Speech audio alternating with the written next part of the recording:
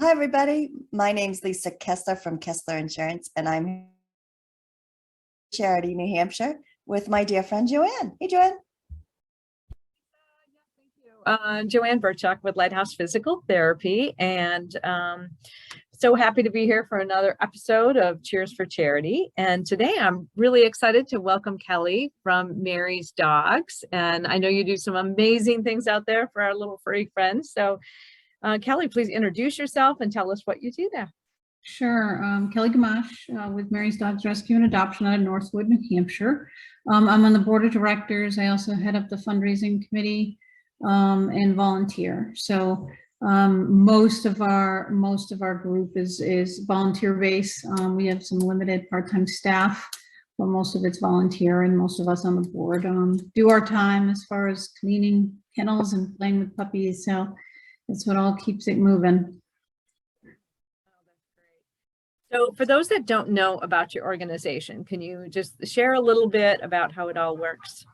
Sure. So the background on the organization, it was started about 11 years ago in Deerfield by a couple, Mary and John Doan, that were pulling up a handful of dogs a month from the South and doing it out of their home as a private entity. And they did about 4 or 5 years of it, started to get tired, had grandchildren, wanted to retire, and wanted to do other things with their lives. So they got to the point of deciding that they were either going to close the rescue or came up with the idea to turn it into a nonprofit. So they pulled together about 20 of us that were volunteering in there to help, and asked if we had any interest in turning it into a nonprofit.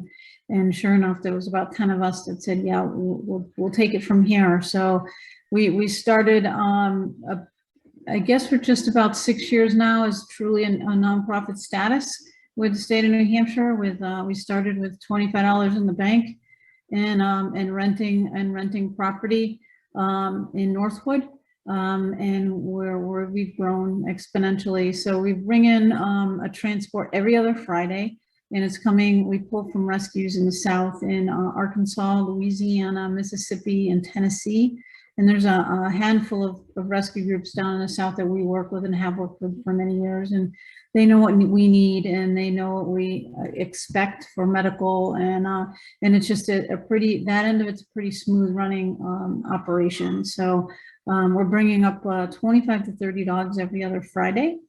In the pre-COVID world, about 80% of them would be adopted before they hit the state lines, thanks to Pet Finder. COVID, of course, sent all the rescues into a tailspin where if we couldn't get enough dogs to adopt out because everybody wanted them. And now we're feeling the pains of that, people kind of got, the pipeline kind of get full. So much of us in the rescue world are pretty maxed as far as the dogs they have to take care of, and adoptions has slowed down significantly. So I think people are just getting caught up with, they adopted dogs they might not have been ready for during COVID, and it's just that normal flow of action has kind of been interrupted through the 2 years of COVID. So we're all finding our own way. But as I said, most of us, we do have some part-time staff that care for the animals in the quarantine end of the business, and adoptions, and our volunteer coordinator and our executive director are paid staff, but then the rest of us are all volunteers. So it's a board of directors and volunteer based, and we do have a significant amount of fosters that if we don't get dogs placed when they initially come up, then we reach out to fosters to see if they'll bring them into their homes. It's a great source to get the pups acclimated to life and outside of a kennel, and get a feel for what it's like to live in a home and to socialize with other dogs and kids and stuff like that. So it gives us a better handle to be able to place them in the right home. So we adopt out about 500 to 600 dogs a year. And contrary to what the national average is for returns, it's like 25% with dog rescues, we're only about 5 or 6%, because we really take the extra initiative in the beginning to make sure that we're interviewing and accepting people and approving people that are good placements, and not just on a whim, oh, that's a cute puppy in a pet store, let me buy it and take it home. But that the thought process with training and working with dogs and backup plans for jobs that change and all those things are kind of already discussed ahead of time. But I mean, all that being said, things do happen. And life's changes come at you, and for some reason dogs can't stay where they're supposed to be. They come back to us, and we find them the home that they're supposed to be in. So once a dog with Mary's dogs, always a dog, and we don't ever turn our back on anybody that can't keep their dog for whatever reason or can't stay within their families. We're always going to take them in. So that's a little bit about us. Yeah, no, that is great. I love that. Are you only working with dogs, or do you take other pets? Is Just dogs. It's, yeah, it's enough. Yeah, I know. It's like, well, like the SPCA takes I know other pets, so just wanted to make sure. And where do they generally get the dogs before they come up? How are they found? Well, in this day and age, unfortunately, in the South, they're still light years behind us. I want to say mentally, but it's kind of the bottom line. The mental process of how they view animals is completely different from the way it is here in the North. They're not pets. They're not in their home. They're not laying on the couches. They're, in a lot of cases, they're either used as hunting dogs or protection dogs, or they're breeding them, and they're disposable. So we find our groups in the South are inundated with puppy litters that are, strays, that the dogs were never spayed and neutered to begin with, so they're reproducing all over the place down there. So they're constantly getting litters of puppies. So that's good and bad. Well, it's bad because that we never get to the root problem unless we get to the spay and neuter end of things. But it's good because people always want puppies. So puppies are easy to place. It's the older dogs that tend to take a little bit longer, the 1 year and up. People, they want the cute little fuzzy puppies that they can train and bring into their homes and work with, versus the 1 year olds that and above that might need a little bit extra. Their adjustment period takes a lot longer. It's the transitions take a lot longer, so they're a little bit harder to place. So we in general, most probably 99% of the dogs that we do bring up are just coming from abandoned litters that are rescued and saved from our rescue groups in the South, and they bring them in. They care and take care of any medical needs that the puppies might need. They're getting all their spay and neutered in the South. They're getting their heartworm check and their rabies certificates, and all their Bordetella and kennel cough shots and everything are done in the South. We have to make sure all the medical paperwork is in line before they board the bus and come north. And then once they're with us, they're in a quarantine period in our rescue per the state of New Hampshire for 48 hours is what the state mandates, but we've found that we need extra. It's not just the first 2 days. A lot of times kennel cough might show up on the third or fourth day. So we extend that from 2 days to 4 days. And our vet comes in on the fourth day, does fecal, does a full examination of the dogs, and grants them their health certificate. Or if something comes up and they might have some parasite or something, then they get put on a hold and medicated until they do get a health certificate. But that's, I mean, in general, we do like to mix our transport so that they're not all puppies. So that we're bringing in like 80% puppies, but then some adolescents under a year, 6 months to a year, and then maybe 1 or 2 of the older dogs, just because it's nice to have a blend and not have 25 puppies, because people, we can find homes for the older ones. It just takes a little longer. Yeah. Oh, that sounds good. Now, how do you fundraise for taking care of all of this? Well, that's a big undertaking. We have one big major event every year. It's our Run for the Dogs 5K that we host in Deerfield. That's our major fundraiser every year. So with that, we're soliciting business sponsors to be on our race shirts and our advertising. And then, of course, they're trying to get as many runners as possible. But we're one of the few races in the state that advertises that we want you to bring your dogs. A lot of them are not dog friendly, or people will bring them, but it's not really something that's talked about. But we want your leashed dogs because it's especially if they came from us, because it's great. It's a great reunion to be able to see all these dogs that left our facility and they come back once a year to visit.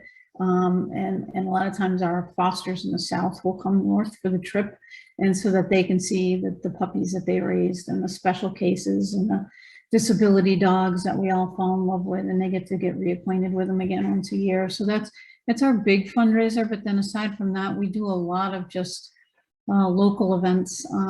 Breweries seem to be a great place for us because people love craft beer, they love dogs, the two go together, and it just seems like great. They're not huge money makers, but for us, it's not what we're bringing in necessarily dollars versus our 5K. It's getting the dogs out in public and getting to talk to people and getting the people to see like this. Yes, this is, we hand them a 10-pound puppy that's beautiful, saying this is a rescue dog. Like, get rid of the negative thoughts that you might have had that they're all damaged goods. This is a rescue dog.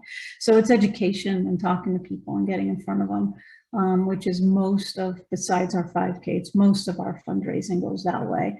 But we're pretty fortunate, and as we keep going every year, it gets a little bit more diverse every year with what we're doing. This year, we've had some really fun events with a photographer in Portsmouth that just had us in for a gallery event on Sunday.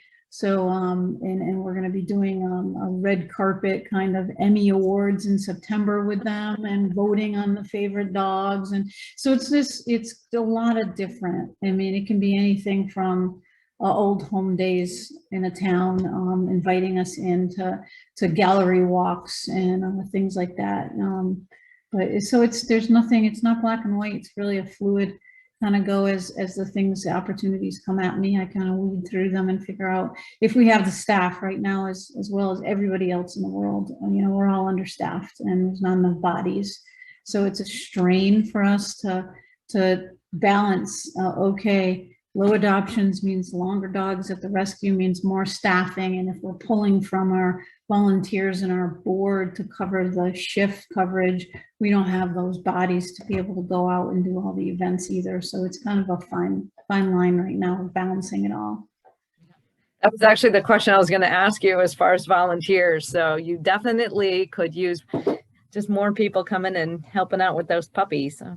We do have a really good volunteer base and a system that works that we send out on the Genie sign up sheets the Tuesday before transport, and we get we call them the A-listers that jump on it immediately because they know that they want that shift, that Sunday morning 8 to 12 shift is theirs, and they come in and they may as well be staff because they're so well trained and they know the systems, they know what's going on.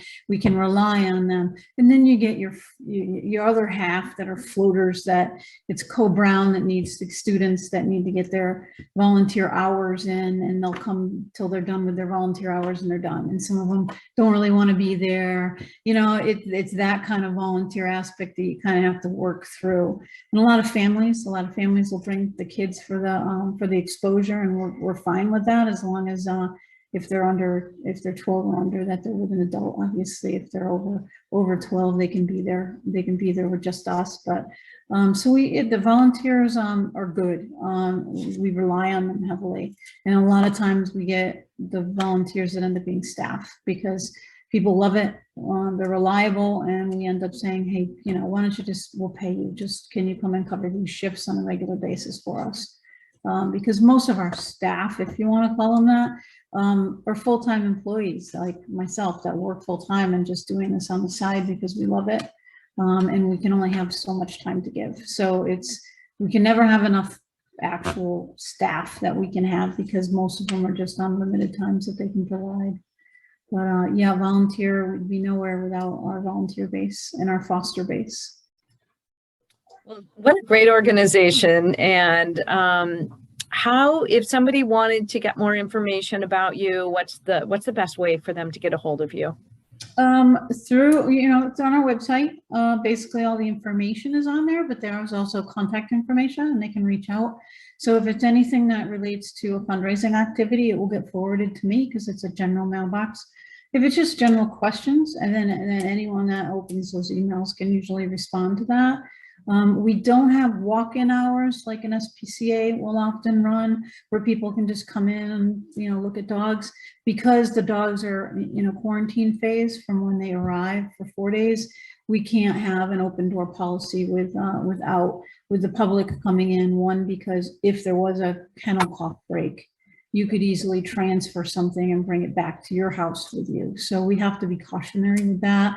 But definitely, if people want to tour the facility, we can work with them on making either something after a transport has already been cleared, or when there's no dogs, or different things like that. I always encourage people just to, you want to check it out, sign up for a volunteer shift and come and check it out that way. It's the best way. Yeah. Well, Kelly, thank you so much for joining us. I love your organization. I love the mission, and really appreciate all the great work that you're doing out there to get those puppies taken care of and into the hands of people who love and want them. Yep. That's what we need really right now, is more hands of people that love and want them. Everybody's full.